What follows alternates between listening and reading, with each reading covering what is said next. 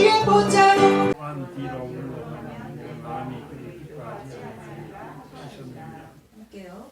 우리는 뒤로 물러가 멸망할 자가 아니요 오직 영혼을 구원하는 이름은 믿음을 가진 자니라. 아멘. 네.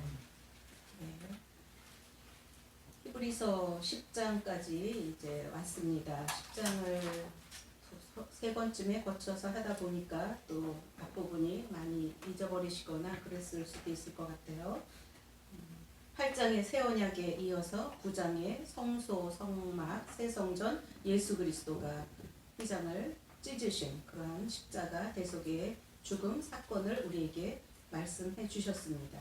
그리고 10장에서는 18절 이전 18절까지는 이제 교리의 완성이라 그랬고 오늘 말씀부터는 이제 삶에 대한 부분을 나누어서 이렇게 다루어 주고 있는데 옛 제사와 예수 그리스도로 인한 새로운 그 예배법에 바뀐 것들을 전반부에 설명을 해주셨습니다. 그리고 이제 우리가 할 것은 19절부터 오늘은 이제 32절부터 바로 나가긴 하는데 예수님 피에 대해서 이것을 우리가 귀하게 여기는 사람이 믿음을 가진 자입니다. 믿음을 가졌는데도 불구하고 예수님 피가 무엇인지 모르고 예수님 피가 왜 우리에게 주셨는지를 모른다면 그것은 아직 복음에 대해서 접근 또는 인격적인 예수님과의 만남 이런 부분에서 미진한 부분이 있다라고 생각을 합니다. 그래서 23, 4, 5절에는 교회에서 우리가 모이기 힘써야 하면서 신망에 이런 부분 했고 이제 26절부터 31절까지 그 두렵고 떨리고 무서운 영원한 심판을 말씀했는데 제가 또 다시 이 부분을 언급하는 것은 6장을 기억하시면 혹시 떠오르면 6장에서도 배반에 대한 경고를 아주 두려운 마음으로 우리가 받을 수밖에 없도록 정말 위험스러운 배교의 자리에 가 있는 상태가 어떤 건지 그 결과가 어떤 건지를 경고를 아주 심하게 주셨습니다. 그리고 나서 그 히브리 독자들에게 주신 안위함이 무엇이었냐면 그래도 너희들은 사랑을 했다. 성이었다. 과거에도 지금도 그 당시도 이런 말씀을 주셨어요.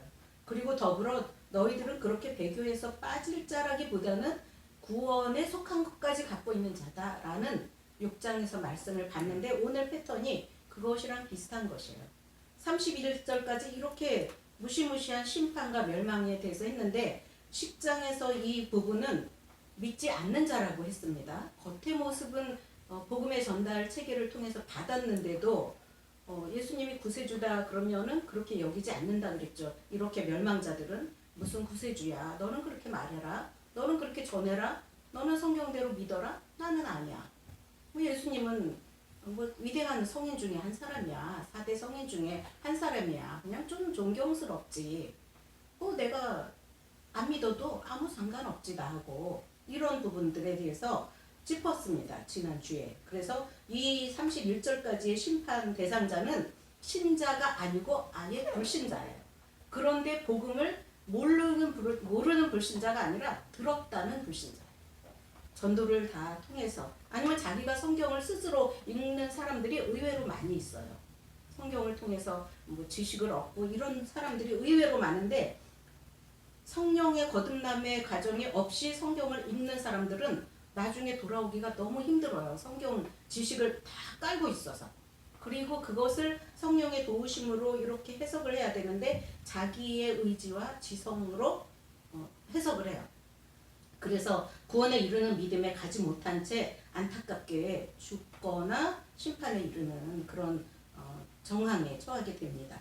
그래서 오늘은 이제 6장과 10장이 그런 패턴에서는 비슷한데 어떤 부분이 이제 차이가 나느냐 32, 33, 34절을 보면 6장에서는 너희가 그렇게 사랑했고 섬겼고 구원에 속한 좀 아주 좋은 모습을 위로를 주시면서 격려를 받았다면 지금 이 3절은 굉장히 사방에 우겨쌈을 당하고 있는 모습이에요. 한마디로 핍박이라고 환난이라고 우리가 말할 수 있는 부분인데 그런 것들의 단어가 비방도 있습니다. 환난도 있습니다. 한마디로 말해서 사람들에게 구경거리가 되고 있는 것이에요.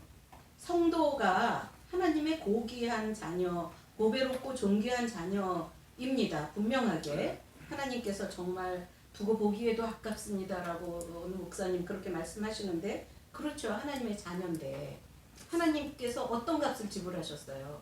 하나님 자신의 생명을 아들의 생명을 바쳐주셨어요. 피를 흘려 피 흘린 죽음이라 그랬잖아요. 피 없는 죽음이 아니라 죄사함을 죄인의 죄를 사하기 위해서는 반드시 피 흘림의 제사가 있어야 하기 때문에 그것이 동물 제사가 아니라 하나님이신 그분이 아들의 그 피를 하면서 주시면서 우리를 구속하셨기 때문에 우리는 정말 보배롭고 존귀한 자녀이고 영생을 얻은 자입니다. 그런데 세상에서는 우리에게 그런 값을 쳐주냐? 안 쳐준다는 것이에요. 물론 쳐주는 경우도 많고 쳐주는 대상도 많지만 대부분은 믿는 자들이 세상에서 조롱을 당하는 경우가 많은데 자기가 잘못해서 마땅히 죄값을 받으면 뭐 억울하지 않죠. 그런 경우도 또 많이 있어요. 우리가 저부터 성도이지만 어느 생활 면에서 뭐 오히려 믿지 않는 자보다 더 이렇게 마음대로 산다든가 이런 부분이 이제 있을 수 있는데 이거는 이제 그런 부분이 아니고 신앙을 가졌기 때문에 오는 핍박, 외부적인 나는 원치 않는데 하나님의 어떤 테스트 현장에 들어가기도 하고 아니면 외부에서 믿음을 떨어뜨리게 하려고 사탄이 뭐 공격하는 데서 오는 이런 부분도 있고 그래서 34절까지 여러 단어로 해서 한마디로 구경거리가 됐다. 세상에서 제일 재밌는 것 중에 하나가 구경거리라 그러죠. 싸움 구경이라 그래요. 불구경이라 그래요. 자기랑 관계 없을 때. 자기랑 관계 없을 때 싸움 구경과 불구경은 재밌어가지고 정말 저들은 막 피가 나게 싸우고 죽고 타고 이러는데 관계 없는 사람은 멀찍이 서서 잘 보는데 서서 이렇게 보고 이러죠. 근데 아무튼 이 서신서에 보면 고린도서에도 그렇고 바울을 비롯해서 실제로 이렇게 살았고 죽음의 현장까지 갔었고 심지어는 이제 순교를 당한 크리스찬들이 너무나 많습니다. 초대교회도 많았고 지금은 그 복음이 자유롭게 전해지지 못하는데 복음을 받은 사람들 중동이나 뭐 이런 데서 아니면 저 북한이나 이런 데서 순교 제물로 드려지는 사람들이 많죠. 아니면 선교사가 선교를 나갔는데 부득불 본인은 원치 않고 그 교회에서도 원치 않고 선교단 중에서도 원치 않죠. 그러나 하나님께서 특별히 순교의 제물로 받으시는 경우가 있어요. 그래서 크리스찬은 나는 순교의 대상이 아니다. 나는 핍박의 대상이 아니다. 나는 자유롭다. 나는 정말 하나님 앞에 안전지대다. 이런 정체성보다는 언제 어떻게 나에게 무엇을 요구할지 믿음을 가지는 대가로 그런 사람이 신자, 성도예요. 성도라는 이름에는 그런 것들이 포함되어 있어요. 왜냐하면 세상에서 다른 어떤 것도 네 생명하고 그걸 바꿔 이렇게 나오는 거는 사실은 어떤 면에서 없어요. 그런데 신앙은 네 생명하고 신앙하고 바꿔 그러면 우리는 바꿔야 돼요. 그게 신앙이에요. 그렇기 때문에 그 자리에 안 가는 게 복인지 복이 아닌지 모르겠지만 안 가는 걸 우리는 지금 이제 평안하면서 은혜로 받고 지금 당장 좋아하죠. 저도 좋아하죠. 그렇게 돼 있지만 언제든지 네가 신앙을 가질래? 생명을 버릴래? 이렇게 되는 상황이 생긴다고요. 그런데도 그들이 34절까지 그렇게 하고 이제 당시에는 믿는 것 때문에 투옥을 많이 당하기도 했습니다. 공식적으로 박해를 당하면서 그런데 또 밖에 있는 자, 감옥에 안 들어간 자는 그런 자를 동정하기도 하고 이러한 상황에서 이제 유유상종이라고 끼리끼리 모인다고 이럴 때는 같이 모일 수밖에 없어요. 자기가 높은 자리에 있고 싶어도 이렇게 낮은 자리, 핍박받는 자리에 가면 의외로 자기의 그 소원과 상관없이 이런 데 가서 같이 뒹굴거나 위로하거나 싸안고 울거나 기도하거나 이럴 수밖에 없다고요. 사람이. 근데 34절에 한 줄 정도가 이제 완전한 반전이 나오는 거죠. 그들이 자기 소유까지 다 뺏겼어요. 소유에는 생명도 들어가는 것이에요. 생명까지 뺏겼는데 왜 그걸 그냥 억지로 당한 것이 아니고 기쁘게 당했다 그랬어요. 자원해서 당하기도 한 거예요. 믿음하고 바꿔야 할 이러한 찬스가 왔을 때 막 도망 다니면서 한 게 아니라 기쁘게 당했어요. 왜냐? 더 낮고 영구한 소유. 이것이 이제 구원이에요. 천국이라는 말로 표현하기에는 정말 부족할 수도 있는 그 온전한 구원이에요. 근데 그 더 낮고 영구한 소유라는 심플한 단어로 설명이 되어 있지만 이런 부분을 휙 지나가 버리면 이거는 이제 아픈 것만 남고 힘든 것만 남고 믿음을 버티기가 어려운 것만 남아버려요. 그런데 이런 부분에 대해서 다른 거 다 과거의 그 아픔이나 상처를 잊어버렸는데 더 낮고 영구한 소유가 있다라는 부분을 자기가 붙잡은 사람, 그 믿음은 어떤 환난 핍박이 와도 가족에서 너 띄워져 나가라, 너는 호적에서 팔아, 실제로 믿음 가지면 너 호적에서 팔 거야, 이런 일도 많이 있어요. 그런 일도 있고 뭐 칼로 이렇게 막 때리기도 하고 뭐 성경을 버리고 이러는 건 다반사고, 물리적으로 칼로 막 이렇게 실제로 그런 전도 간증이 얼마나 많아요. 믿음 지키기 위해서. 윤석전 목사님도 그래요. 칼로 이렇게 그런 협박, 위협 이런 걸 당하는데 아마 많은 경우에 그런 일을 당한다라고 저는 생각을 합니다. 그래서 그럼에도 그 당시에 이런 일을 당하는 시점에서 미래가 아니라 이런 일을 당할 때 이미 구원의 확신과 성경에 대한, 하나님에 대한 분명한 고백이 있는 사람은 특별히 내가 가야 할 그 천국, 온전한 구원의 분량이 무엇인지, 더 낮고 영구한 소유라는 말로 표현되어 있는 이 의미를 아는 사람은 그걸 다 당한다고요. 왜? 이 땅에서의 육신의 삶은 100년도 안 되잖아요. 또 100년이 넘으면 무슨 의미가 있겠어요. 하나님이 그렇게 믿음 지켜주실 때 가는 것도 복일 수 있죠. 영혼의 관점에서 보면 복이죠. 우리가 이 땅에서 놓고 갈 거, 포기할 거, 내가 갔을 때 식구들이 울고불고 헤맬 거, 뭐 그런 여러 가지 때문에 못 놓고 가는 거죠. 물론 죽음 자체에 대한 두려움과 공포는 어느 순간에도 있을 수 있겠죠. 우리 연약한 인간이. 그런데 이 32, 3, 4절에서 우리가 붙들어야 할 하나님의 말씀은, 이 앞에 거는 내가 원해서 오거나 원치 않는다고 안 오거나 그런 게 아니에요. 내 믿음의 분량과 상태에 따라서 하나님이 허용하고 허락하실 때 그냥 주어지는 것이에요. 그리고 내 주변에 어떤 사람들이 있느냐에 따라서 이런 일을 당하게 되니까 그건 내가 컨트롤을 할 수가 없어요. 여기서 내가 붙잡을 수 있는 말씀은 더 낮고 영구한 소유를 나는 믿고 있는 자인가, 믿음대로 고백하는 것이 삶인데 내 삶에서 그게 나타나고 있는가예요.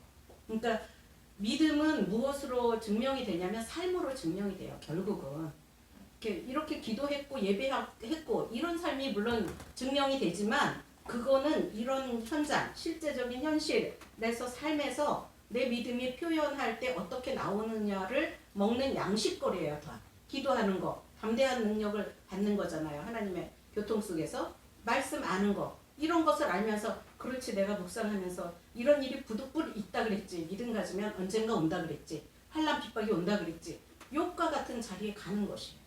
바울도 그렇게 갔고 믿음의 선진들은 이제 다 그렇게 가서 11장에서는 그걸 이제 전면적으로 펼쳐서 보여주게 되는데, 아무튼 앞에 요 세 부분은 의외로 우리에게 환난과 핍박과 죽음 막 이런 것들이 있다라는 것인데, 결론은 그것의 완성과 목적은, 우리가 이런 일을 당하는 이유는 더 낮고 영구한 소유, 이 말씀을 우리가 붙잡고 기억을 해야 합니다. 그리고 35, 36절에 그 소유에 이어서 그러므로 라고 또 이제 연결을 합니다. 그러니까 너희가 그런 것들이 다 있는 걸 알기 때문에 너희 담대함을 버리지 말라. 그리고 여기서도 큰 상을 얻게 한다. 6장하고 비슷한 구조죠. 6장에서도 구원에 속한 것이 있다. 근데 이제 소재가 다르다 그랬어요. 6장에선 사랑이고 이런 것들을 했는데 여기는 환난과 핍박이다. 그리고 36절에 인내가 필요하다. 너희가 하나님의 뜻을 행한 후에 약속하신 것을 받기 위해서. 이런 것들을 지식적으로 우리가 믿음을 알기 때문에 이제 담대함을 가지고 하나님께 나가는데, 그 담대함을 버리는 자는 이제 뒤로 후퇴하는 거고, 믿음의 담대함을 가지고 앞으로 전진하는 사람은 결국은 골인해서 상을 얻게 되는 것이에요. 그런데 좋은 시절을 좋게 떠나서 가도 오래 가고 하면 힘들 수 있는데 이렇게 아픔과 환난과 이런 핍박을 당할 때 내가 아무리 하나님 안에서 자녀로서 담대함을 가지고 있어도 순간에 끝나지가 않잖아요. 오랫동안 가게 되잖아요. 보통은. 그러니까 인내는 믿음에 있어서 반드시 필요한 항목이에요. 덕목이에요. 인내는. 그래서 담대함과 인내. 6장에서는 뭐라 그랬어요? 믿음과 오래 참음. 결국 오래 참음, 인내가 같이 나오고 있죠.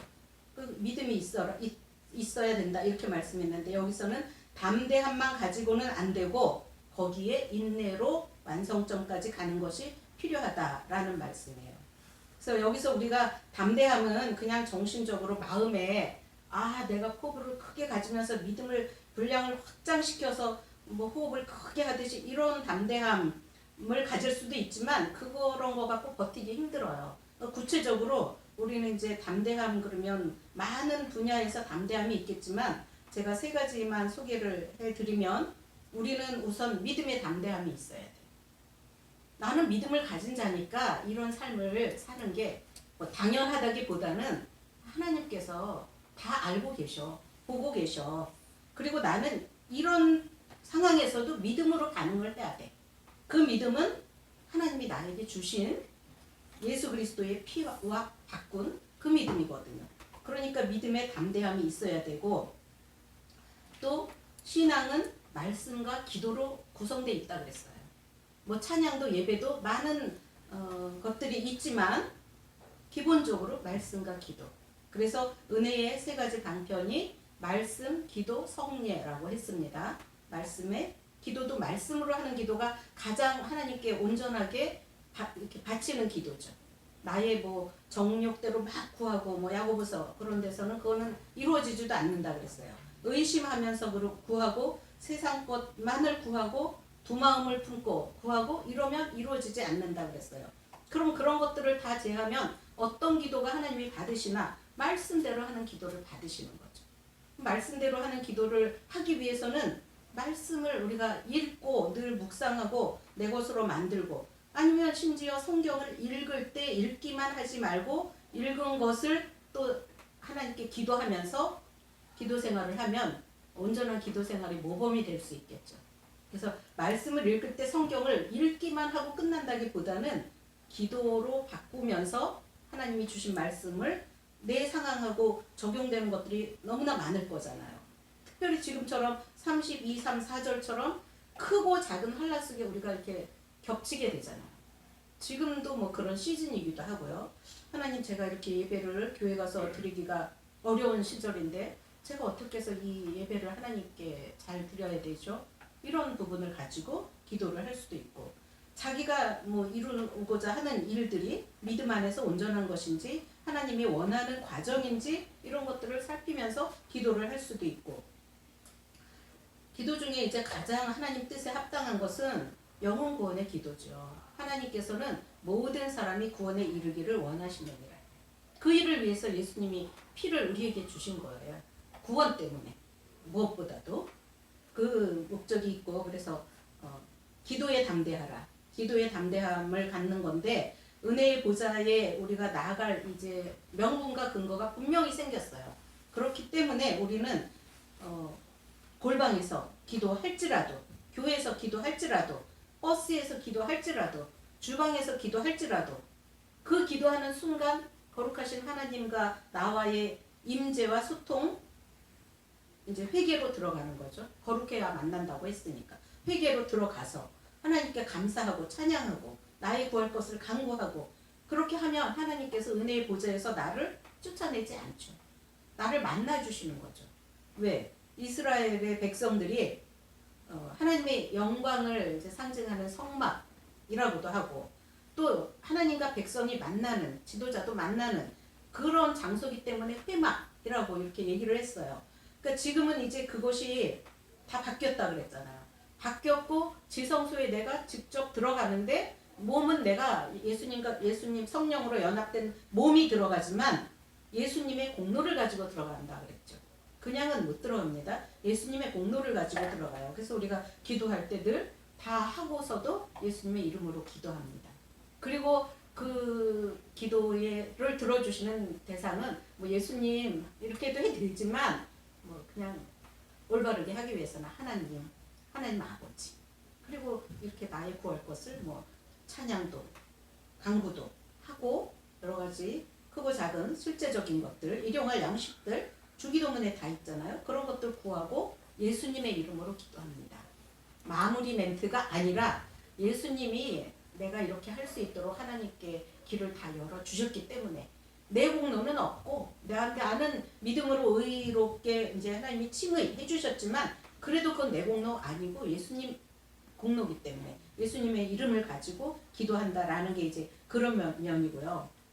마지막으로 아까 했던 게 말씀, 기도의 담대함, 믿음의 담대함, 기도의 담대함, 말씀의 담대함. 그러니까 말씀의 담대함이라는 것은 기도도 마찬가지예요. 양면이에요. 자기가 기도를 직접 하고 다른 사람들을 위한 중보 기도를 하는 거죠. 말씀도 자기가 직접 하나님께 말씀을 받고 이 말씀을 받은 사람은 전도를 해야 되는 거예요. 말씀을 선포하는 것이에요. 어떤 식으로든 교회에서 이런 모형 아니어도 다 우리가 이제 만인 제사장이잖아요. 집에서 말씀 선포를 통해서 자녀 교육을 시키는 것이에요. 말씀 선포를 통해서 자녀와 뭐 관계를 갖고 생활을 컨트롤 해주고 상담을 해주고 어떤 일이든지 말씀을 매개로 해서 결혼 대상자를 고른다고 해도 말씀을 매개로 해서 하나님이 원하시는 분량, 공부를 하고 상급학교 진학을 하고 취직을 하는 것도 하나님이 원하시는 분량.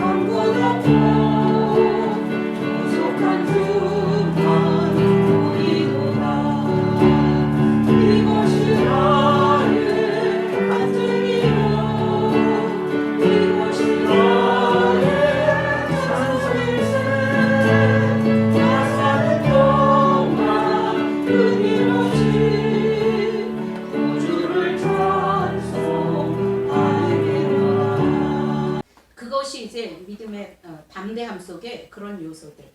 그러니까 내가 정신력을 키워서 나가서 호랑이를 좀 때려잡고 밤길을 가도 무섭지 않고 뭐 그런 담대함도 필요하고 구해야 됩니다. 좋습니다. 이 세상도 험하고 뭐 어디 가도 맞고 다니지 않고 좀 어깨도 좀 쓰고 힘도 쓰고 뭐 여러 가지 다 좋은데요. 물리적인 거, 뭐 신체적인 거, 정신적인 거 다 좋지만 우리는 영적인 자녀니까 영적인 부분이 되면 다른 거 다 돼요. 영적으로 하나님과 나와 교제가 돼서 천사를 동원해서 나를 도와주시는데 어떤 길을 가도 하나님의 그 은혜 가운데 예수 피로 보호받고 이렇게 살 수 있는 거죠.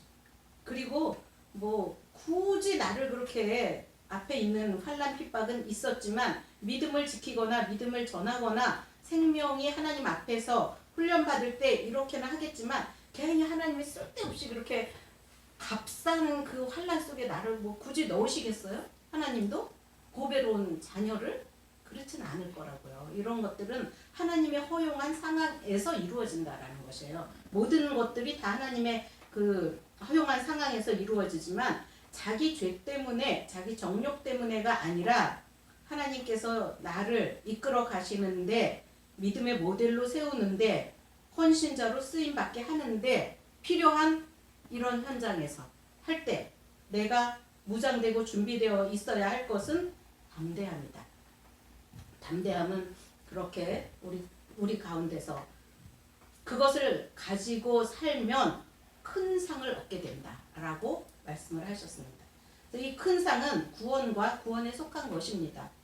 하나님께서 어떤 상을 주실지는 저는 가봐야 알죠. 각자는 가봐야 압니다. 내가 이렇게 살고 있었는지에 대해서 하나님이 평가를 반드시 하고 하시고 또 우리에게 결산의 날이 분명히 있기 때문에 그 날이 분명히 있습니다. 결산의 날이 각각에 대해서도 있고 집단에 대해서도 있을 거고요. 그래서 36절까지는 그렇게 말씀을 주셨고요. 잠시 잠깐 후면 오실 이가 오시리니 지체하지 아니하시리라. 말씀이 이렇게 써 있으니까 잠시 잠깐 후면 2000년 전에부터 썼는데 오셔야 될 것 같은데 지체하지도 않으신다고 분명히 그러셨는데 우리의 인간의 숫자로 보면 지체가 된 거죠. 2000년 전에 이미 오셨어야 되는데 12사도들 심지어 죽기 전에 막 오셨어야 되는데 안 오실 뿐만 아니라 지금 2000년이 넘었는데도 안 오셔요. 그럼 이거는 뭐예요? 우리가 문자대로 받아도 좋고 안 받아도 좋지만 하나님의 시간은 우리하고는 다른 거죠. 하나님은 하루가 1000년 같고 1000년이 하루 같고 그리고 하나님의 시간은 영원인데 이 영원 속에 이런 것들은 한정. 영원이라는 숫자는 너무 그 측량이 안 될 뿐만 아니라 아주 그 신비한 숫자예요. 영원에 비하면 다른 건 모든 것은 점도 안 되는 것이에요. 전부 다. 그러니까 우리 인생이 100년도 안 되는 이 인생이 점도 안 되는 건데 그 점도 안 되는 그 순간이 우리의 구원, 영원한 천국과 지옥과 멸망과 상과 구원과 이런 것을 둘로 확 나누는 것이에요.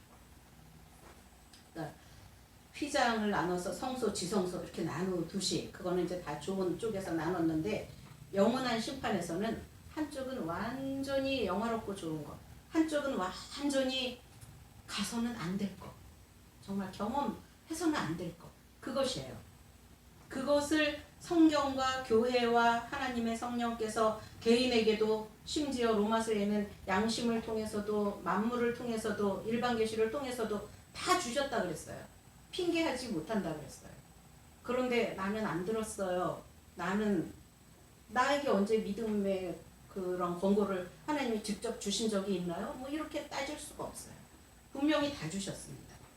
그래서 지체하지 않고 오실 것인데 이들이 담대함을 내려놓고 또 뒤로 이렇게 후퇴하려고 하는 그런 유혹에는 지체하고 계시다라고 이제 생각되는 거죠. 안 오시니까.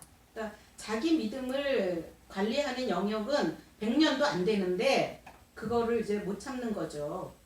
끝까지 못 참고 아직 안 오시나 보다 이러면서 해이해지거나 다른 생각을 먹을 수 있다는 거죠. 그래서 38절에 오직 나의 의인은 믿음으로 말미암아 살리라.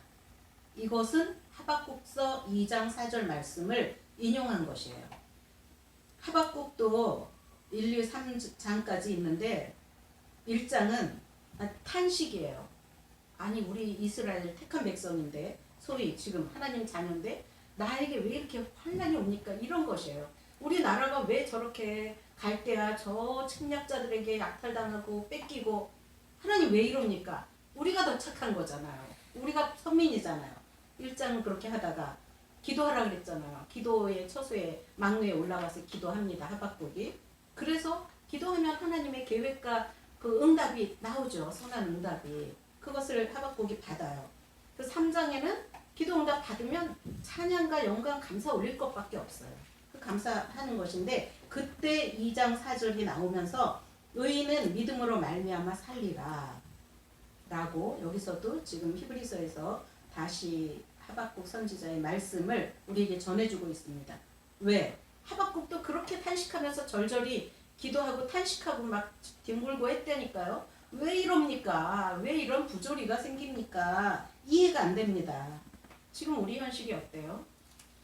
그때의 하박국 선지자만큼은 좀 아직은 좀 미달이라고 생각을 개인적으로 저는 주관적으로 해보지만 우리로서는 똑같은 크기예요. 이게 뭐예요, 주님? 예배도 못 드리고 이게 뭡니까? 아이들 저렇게 시간 부쩍부쩍 크고 있는데 언제 저들에게 말씀을 먹입니까? 말씀은커녕 밥이라도 먹일 수 있나요? 밥도 못 먹이고 있잖아요. 교회를 그렇게 아장아장 왔는데 밥도 못 먹여보내요. 이런 현실이 어디 있어요? 왜 그래요? 누구 때문에 그래요? 이제 교회 때문에 그래요. 교회의 죄예요. 교회가 말씀을 순수하게 하나님 보시기에 전할 거 전하고 지킬 거 지키고 거기서 교제하고 이렇게 하지 않고 교회가 완전히 타락을 한 것이에요. 진리가 짓밟힌 것이에요. 뭐 교회 다니는 성도들이 교회를 못 지킨 것이에요. 그래서 지금 그게 해결돼야 우리 나라가 해결이 됩니다. 다른 나라도 똑같아요. 교회가 해결이 돼야 그게 해결이 돼요. 그 부분에 대해서 해결하고 우리가 겸비하고 모이고 기도하고 회개하면 하나님께서 무엇하러 그렇게 오랜 기간을 괜한 고난을 주실 이유가 없죠. 원샷에 다 해결될 수도 있는 거죠. 우리가 그런 이제 한국 교회가 그런 소망을 가지고 회개 운동을 해야 되고 그런 기쁨의 이런 예배를 회복할 수 있어야 됩니다.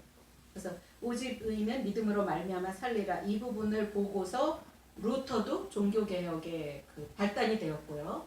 카톨릭의 그 부패를 보면서 고행을 하고 금욕을 하고 금식을 하고 온갖 거를 다 해도 하나님의 보좌, 주님을 만나지 못하는 이런 것들을 보면서 95개 단방문을 써서 붙이고 거기서 이제 그 전부터도 이루어졌지만 이런 것들을 그 동기로 해서 종교개혁도 이루어지고 그 후로 이제 칼빈이 또 완성도 하고 그래서 우리는 지금 그 신앙을 전수받고 있는 것이에요. 지금까지 보여진 거에서는 저는 개인적으로 그게 가장 옳다라고 학교에서도 또 지도자들한테도 성경에서도 가장 옳습니다라고 비춰서 받아들이고 있는 거죠. 그런 부분을. 그러니까 우리도 믿음으로 말미암아 사는데 환난이 와도 내가 이해 못할 어떤 현실이 와도 굉장히 실제로 당하면 아주 조그만 일인데도 내 원인 제공 없이 당하면 너무 억울해요. 사실은. 억울한데 따지지도 못해. 가서 공격도 못해. 심지어는 뭘 또 잘못 건드려 놓으면 내가 가서 사과를 해야 돼. 내가 당했는데도. 그럼 더 자존심도 상해. 이런 일이 비일비재해요. 직장생활, 뭐 가정생활, 뭐 가족관계 어디서나 다 똑같아요. 믿음으로 사는 사람들은 이런 일들을 당하면 그래서 그냥 꼭 참고 믿음으로 승리하는 게 오히려 지혜로운 상처를 덜 받고 흔적을 덜 남기는 그런 일이 될 수 있어요. 그렇게 하려면 믿음으로, 담대함으로, 오래 참음으로, 인내로 이렇게 하는 것이 중요하겠고 그것을 위해서 하나님과 교제는 소통을 끊어지지 않도록 계속 하면 되겠죠. 그러면 이기게 되는 거고 결국은 다른 사람들까지 영혼들을 얻게 되는 거고 승리의 계가를 부를 수 있는 거죠. 이런 현실을 겪게 되면서 뒤로 물러가기가 아주 쉽잖아요. 얼마나 빠져나가기가 쉽겠어요. 신앙을 버리고. 그런데 구원은 하나님께서 붙잡고 있기 때문에 내가 걱정할 일이 아니고 나는 뒤로 물러가서 후퇴하나 이런 부분들은 내가 체크를 해야 돼요.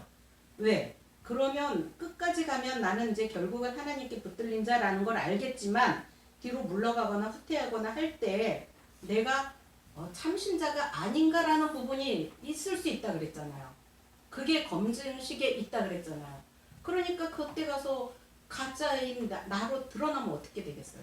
그러니까 이런 거는 체크를 해가면서 뒤로 물러가면 하나님이 그를 기뻐하지 않는데요. 그래 뒤로 물러가서 끝까지 물러가 버리면 이제 가짜 신자라는 것으로 드러날 수도 있는 소지가 있으니까 하나님이 붙잡지도 않는 거잖아요. 구원을 책임 안 지는 거잖아요.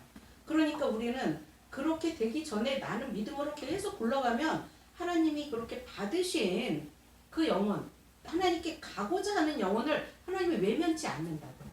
그래서 쟤는 택했으니까 안 택했으니까 이 말이 인간들끼리는 뭐 성립이 잘 안 되는 말이에요. 그냥 굳이 표현을 하니까 그런 말들을 자꾸 이렇게 해보는 거지 막 신학적으로.